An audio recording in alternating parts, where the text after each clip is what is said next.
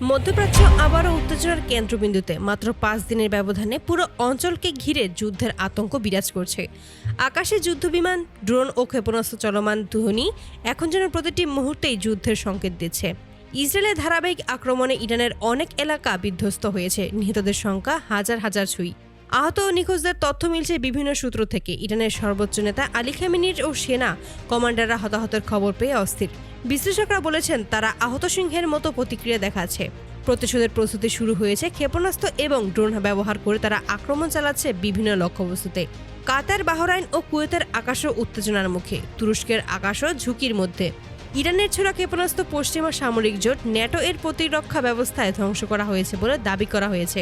যদিও তুরস্কের সরাসরি মার্কিন ঘাঁটি নেই, ন্যাটোর সামরিক অবকাঠামো এটিকে গুরুত্বপূর্ণ লক্ষ্যবস্তু বানিয়েছে। লেবানন ভিত্তিক সশস্ত্র গোষ্ঠী হিজবুল্লাহ তেল আবিবের ক্ষেপণাস্ত্র নিক্ষেপের দাবি করেছে। পাল্টা জবাবে ইসরায়েল লেবানন ও জর্ডানের সীমান্তবর্তী এলাকায় বিমান ও ড্রোন হামলা চালিয়েছে। সমুদ্রপথেও সংঘাত রয়েছে। যুক্তরাষ্ট্রের একটি সাবমেরিন ইরানের যুদ্ধজাহাজকে লক্ষ্য করে হামলা চালিয়েছে। ইরানি সূত্র জানিয়েছে এতে অন্তত 87 জন নিহত হয়েছে, যদিও যুক্তরাষ্ট্র আনুষ্ঠানিকভাবে তথ্যটি এখনও নিশ্চিত করেনি। সবচেয়ে আলোচিত মন্তব্য এসেছে যুক্তরাষ্ট্রের প্রতিরক্ষা মন্ত্রীর কাছ থেকে। তিনি বলেছেন 7 দিনের মধ্যেই ইরানের আকাশ নিয়ন্ত্রণে নেওয়া সম্ভব। তার ভাষায়, যুক্তরাষ্ট্রের বিমান শক্তি, সেলথ প্রযুক্তি ও উন্নত প্রতিরক্ষা ব্যবস্থা আকাশে আধিপত্য প্রতিষ্ঠা করতে সক্ষম।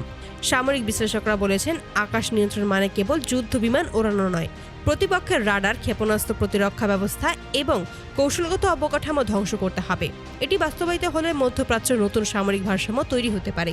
ইরানের অভ্যন্তরীণ রাজনীতিতে পরিবর্তন লক্ষ্য করা যাচ্ছে। সর্বোচ্চ নেতা আলী খামেনির ছেলে মোস্তাফা খামেনিকে সম্ভাব্য নতুন নেতৃত্বের জন্য বিবেচনা করা হচ্ছে। দেশটির অ্যাসেম্বলি অফ এক্সপার্টস এই বিষয়ে সিদ্ধান্ত নিতে পারে। যুক্তরাষ্ট্র ও ইসরায়েল ইতিমধ্যে সতর্কবার্তা প্রদান করেছে। নতুন নেতৃত্বকে ঘিরে হুমকি ও উত্তেজনা পরিস্থিতিকে আরও সংবেদনশীল করেছে। বিশ্ববাজারেও প্রভাব পড়ছে এর। উপসাগরীয় অঞ্চলে তেল সরবরাহ ব্যাহত হলে বৈশ্বিক অর্থনীতি চাপ পড়তে পারে। সব মিলিয়ে 7 দিনের মধ্যে ইরানের আকাশ নিয়ন্ত্রণের হুমকি শুধু সামরিক পদক্ষেপ নয়, এটি একটি কৌশলগত বার্তা। ইরানও প্রতিরোধে প্রস্তুত। মধ্যপ্রাচ্য এখন এমন এক পর্যায়ে দাঁড়িয়ে রয়েছে যেখানে প্রতিটি পদক্ষেপে ভবিষ্যৎ নির্ধারণ করবে। যুদ্ধ সীমিত থাকবে নাকি পূর্ণাঙ্গ সংঘাতের রূপ নেবে, এই প্রশ্নে বিশ্ব এখন নজর রাখছে।